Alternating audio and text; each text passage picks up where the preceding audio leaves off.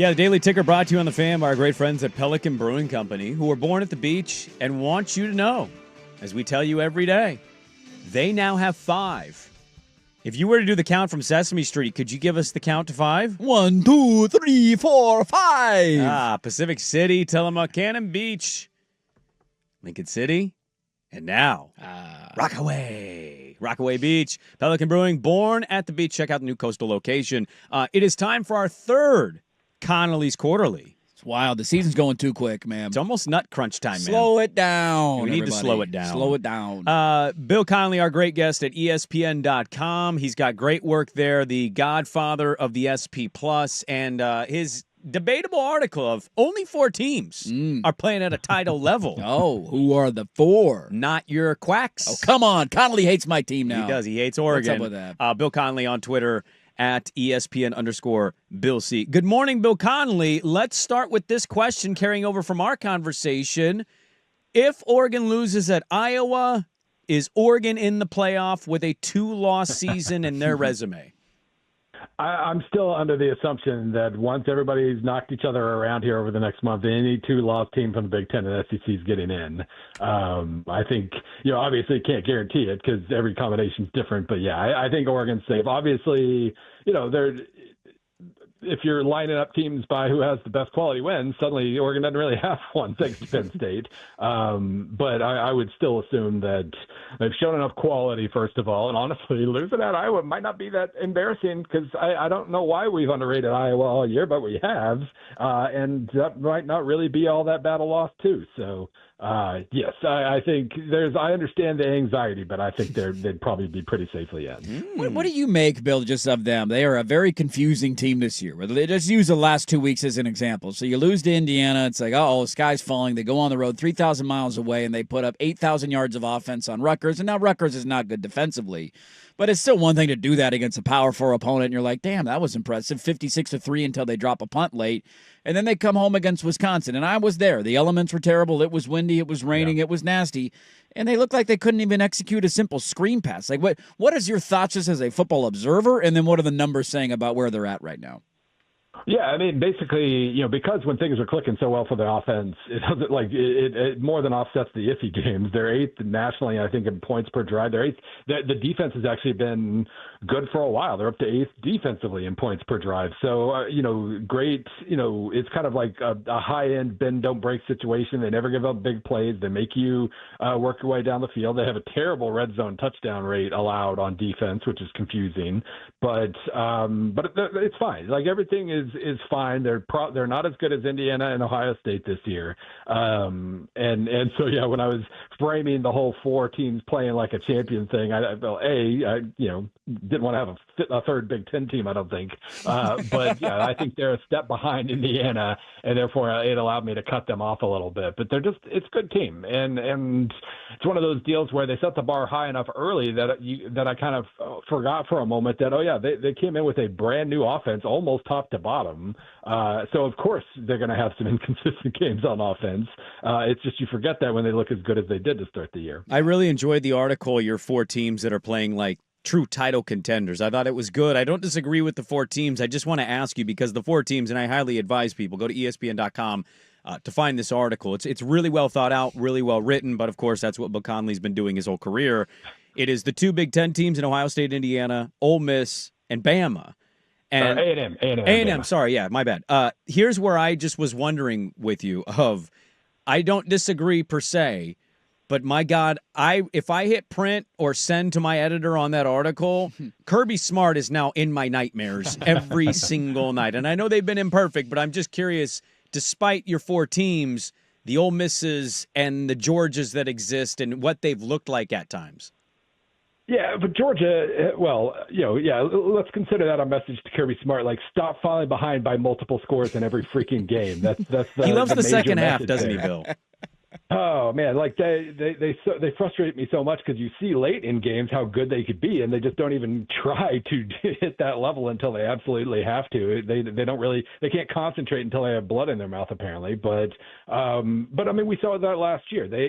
Last year they won the SEC by just being a team that knew how to brawl and could absolutely fight and eventually find answers over the course of 60 minutes. Then they get to the playoff and that immediately ends. And that's kind of, even if they somehow manage to do this again and win the SEC again, they would then have to win at least 3 playoff games. You're just not going to do that against Ohio State. You just can't pull that routine where they kind of almost admit that their game plan is not going to be as good as their opponents, and they just try to fast forward to the part of the game where they can actually adjust and just go brawl their way to a win. So I don't trust them at all to win 3 playoff games. Is what it comes down to. Yeah, it's such a harder road now to win a national title. It's a good point on Georgia and their inconsistencies. I'm curious, Bill, when you look at this kind of like next tier of teams. So you obviously, I don't disagree at all with the 4 teams and they're the best 4 teams, it looks like, right now in the country with the quality wins and the way that they're playing. And then you got that kind of next group of Georgia, maybe an Oregon in there.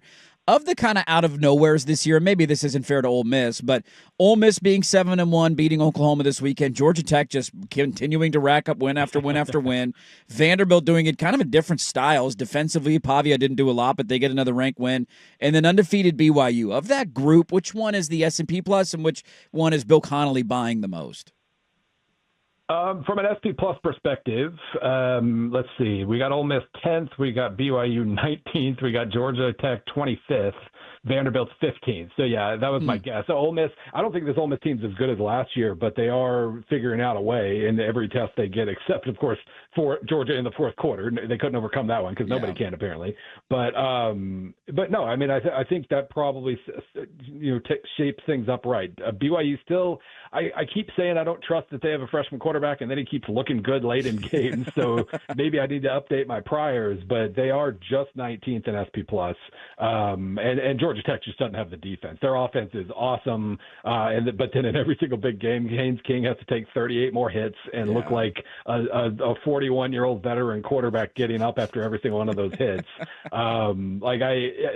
Clearly they have a lot of confidence and they can win close games, but that's probably bottom of the list there. So I'm going to say Ole Miss. Bill Connelly, our guest here on Twitter at ESPN_Bill C for Connelly's Quarterly, our third check-in throughout this college football season. Daily Ticker brought to you on the Fan by Pelican Brewing Company, born at the beach.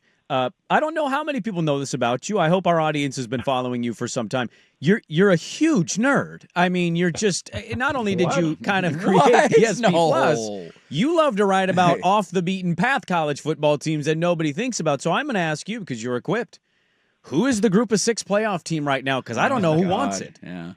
Yeah, it is. I think this is an interesting test this weekend for Memphis. If Memphis looks awesome this week and doesn't have a letdown like they had against UAB, although apparently the best coach in the country is interim coach, so they didn't have a chance against UAB.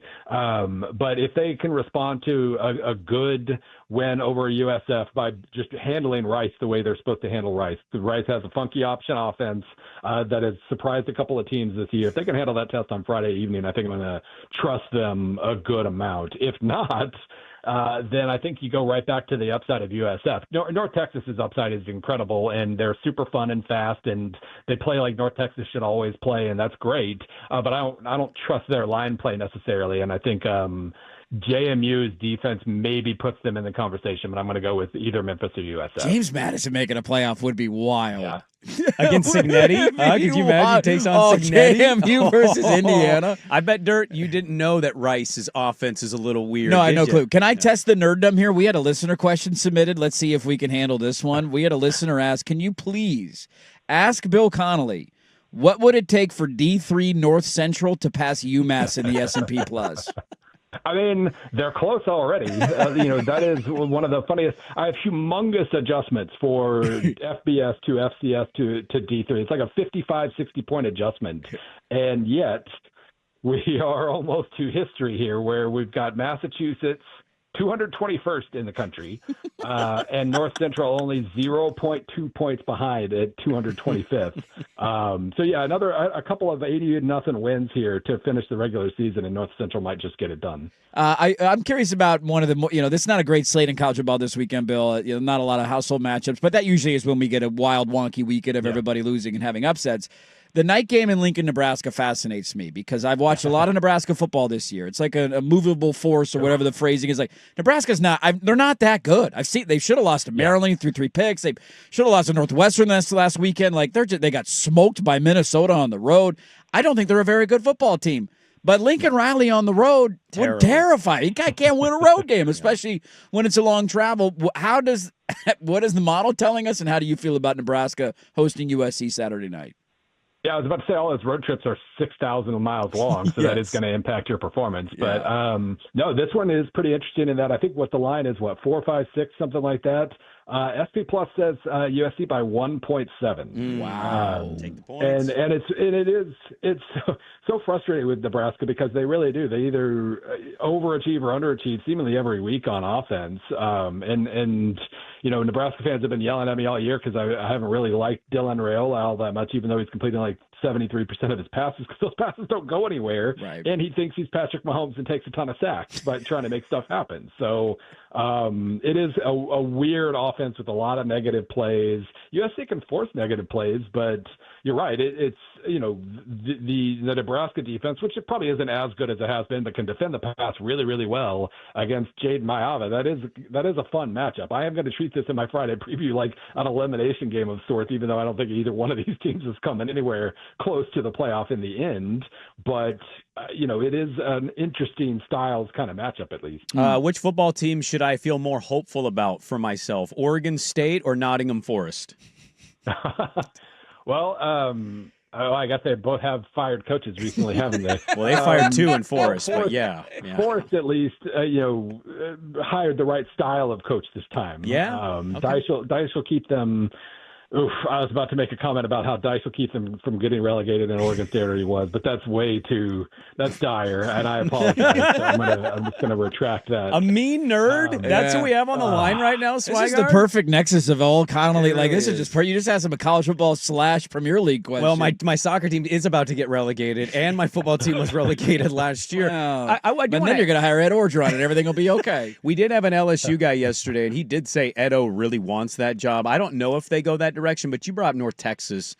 Like, who is a guy that Oregon State would just, you think if they got him, could turn a program around and become a little more respectable than their 1-7 record says they are right now? Yeah, I would have never come up with Ed Orgeron as a possible candidate, but I will say, I get it in terms of his just ability to bring energy to a program.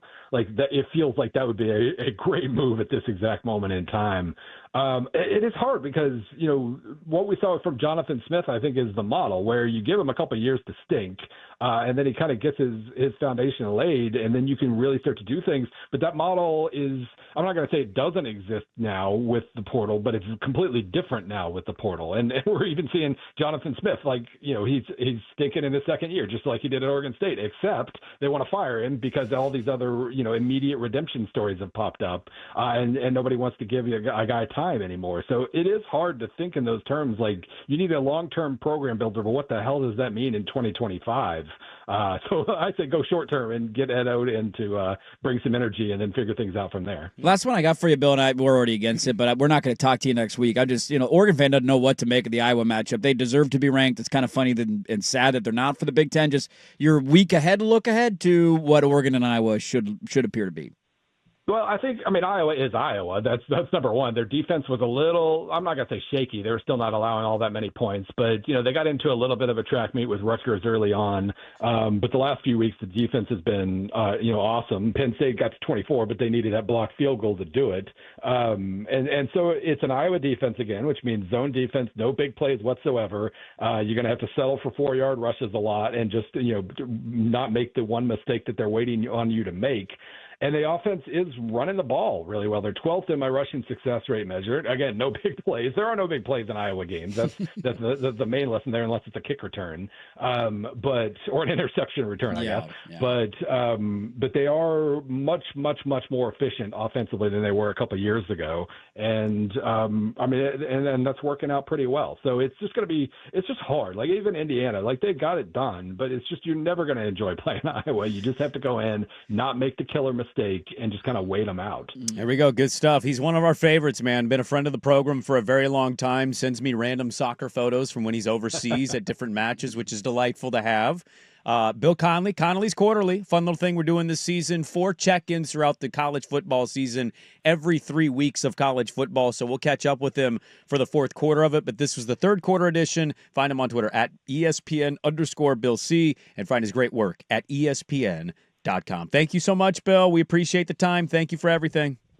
Absolutely. Take care. All right, there we go. Bill Connelly, ESPN.com on the Daily Ticker, brought to you by Pelican Brewing Company. Born at the Beach, online at pelicanbrewing.com. 5 coastal locations with the introduction to Rockaway Beach. I haven't checked it out yet, but I'm looking forward to it. Pelican Brewing, born at the beach.